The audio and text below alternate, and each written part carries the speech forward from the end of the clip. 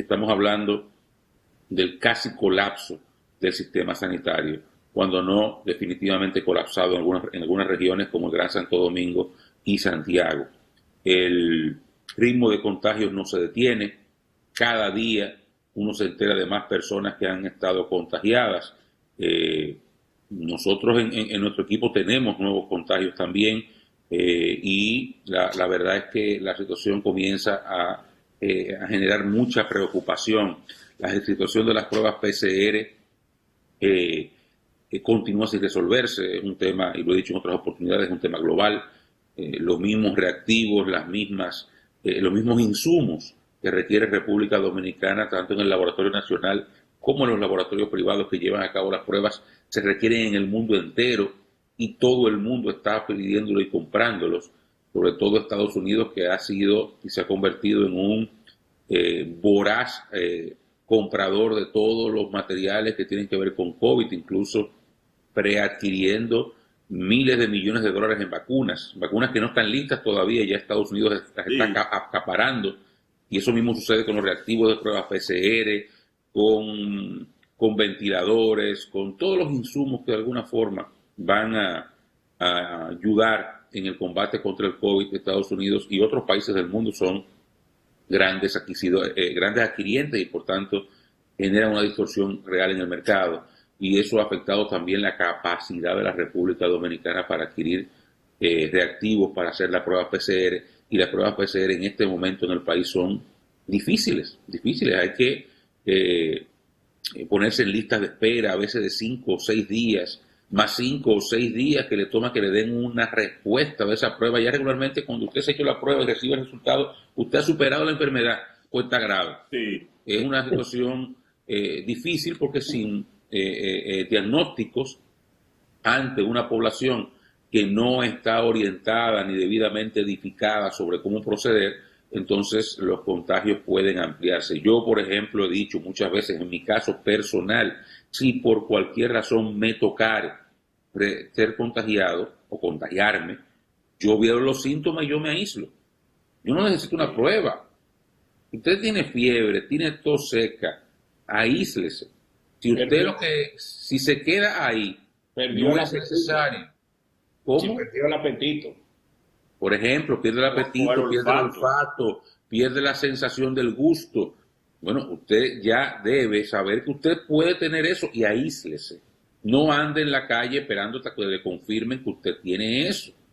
Pero además, si usted tiene la posibilidad de tratarse en su casa, ¿verdad?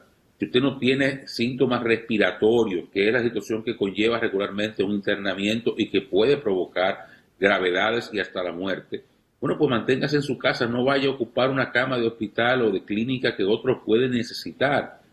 Aíslese en su casa, y solamente cuando usted tenga síntomas respiratorios, entonces usted va y se busca una atención médica ya especializada de otro nivel. Son aspectos básicos que muchas veces la gente no está siguiendo. Y, por ejemplo, se conoce de casos de personas que por tener algún tipo de sintomatología similar, ni siquiera exactamente el cuadro clínico exacto que está provocando el COVID, un cuadro clínico similar al COVID, salen a buscar pruebas, salen a buscar atención médica y terminan contagiados, o en centros de laboratorios, en centros diagnósticos, o en las mismas clínicas y hospitales donde van.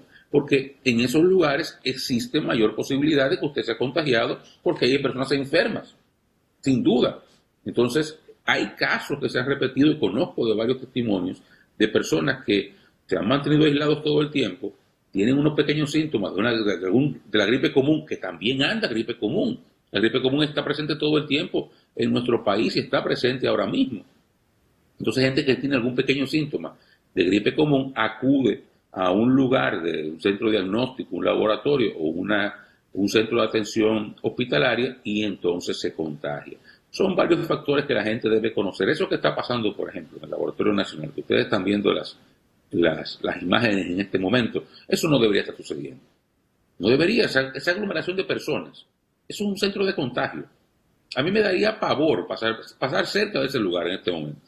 Porque usted está hablando de filas de gente con supuestos síntomas o con síntomas reales, todos pegados uno del otro, haciendo fila, algunos con mascarillas o todos con mascarillas, pero la mascarilla tiene un componente de fallo, o algún momento se la quita, pierde efectividad, son muchos elementos. El caso es que pienso que en algún punto la conducta nuestra como ciudadanos en el manejo particular de la enfermedad, para no referirme a los elementos de aglomeración de personas y todo lo demás, en el manejo particular de la enfermedad tiene muchas cosas que se pueden mejorar para evitar también una expansión en los contagios que al día de hoy parece descontrolada.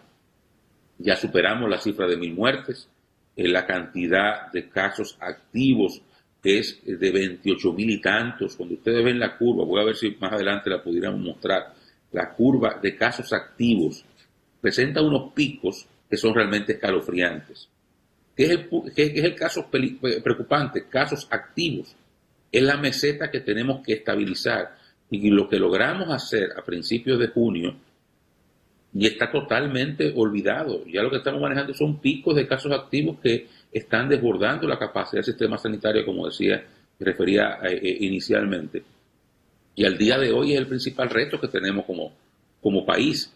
Yo digo, estamos cosechando las decisiones que se tomaron en su momento, y a mí me resulta a veces hasta irritante escuchar gente, leer gente posteando en mensajes de redes sociales apoyando el toque de queda y todo lo demás, cuando apenas hace un mes fueron de los principales propulsores de que se levantara el toque de queda, alegando que no era necesario.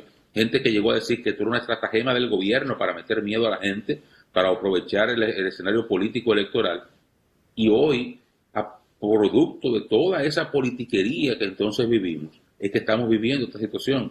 Aquí tenemos un proceso controlado, con un gobierno manejando la crisis de forma muy eficiente, con espacios de camas hospitalarias que en algunos casos no llegaban al 30% de ocupación. Y todo eso se fue al carajo cuando se comenzó la apertura, pero sobre todo cuando esa apertura se debió dejar libre, cuando un proceso de fases que se había establecido se debió dejar abierto prácticamente de forma completa, y eso generó entonces, junto con la campaña electoral, una situación de contagio que yo pienso que al día de hoy está totalmente desbocado, con el problema de que resulta prácticamente imposible volver al punto 1 donde estábamos, ni este gobierno en el que se instala el 16 de agosto está en capacidad ya de llevar a la sociedad nuevamente a un confinamiento tipo el que se produjo aquí en República Dominicana entre mitad de marzo y mitad de mayo. Económicamente no es resistible. Ya, por ejemplo, para dar un último dato y darle paso a mis compañeros, dueños de bares y restaurantes que se habían estado preparando para la apertura, hicieron inversiones para la apertura y que hoy día tienen que cerrar nuevamente como consecuencia del toque de queda a las 7 de la noche, que están hablando de que hay la posibilidad de que si esta situación se extiende en el tiempo, que el 50% cierre.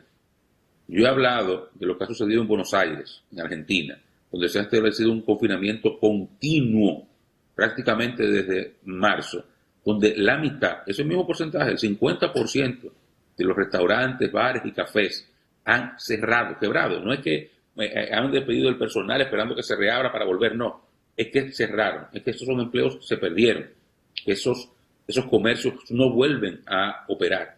Bueno, eso están planteando los dueños de bares y restaurantes en la República Dominicana, que pudiera suceder si esta situación de toque de queda se prolonga, y piden incluso al presidente electo Luis Abinader que a su llegada al poder establezca algún programa de ayuda para ese tipo de negocios. Esa es la situación que hay en la economía dominicana, con un segmento que pudiera, si esto eventualmente habría que pensar o ponderar, llevar el confinamiento a los niveles que vivimos a principios de la pandemia, a que muy buena parte de otros negocios, porcentajes similares a estos de bares y restaurantes en otros segmentos comerciales, también se vean obligados a cerrar sus puertas definitivamente, destruyendo miles, si no cientos de miles de empleos o decenas de miles de empleos, que es lo que está sucediendo en buena parte del mundo, y que República Dominicana evidentemente no está exento de eso. Bueno, lo que pasa en todo esto es que cada día más nos llega la realidad del alcance de esta crisis sanitaria. ¿Cuál es